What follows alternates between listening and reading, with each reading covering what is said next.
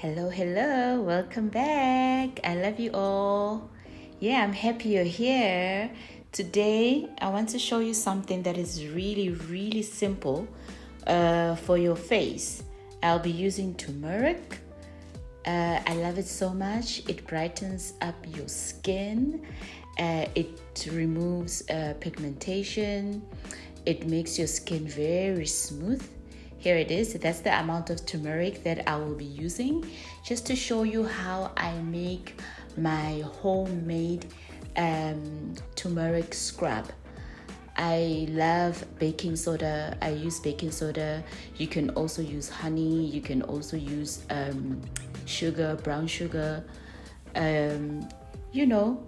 So today I'll be showing you my turmeric baking soda, bicarbonate of soda, aka bicarbonate of soda scrub. All right, so there it is. So I'll be showing you how I use it and the consistency to reach the desired scrub. Yeah.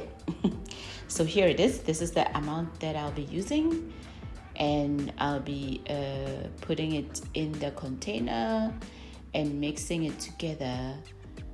Yeah, so please watch along. Stay with me as I'll be showing you how to mix it and how to get it right. Yeah, stay with me, will you?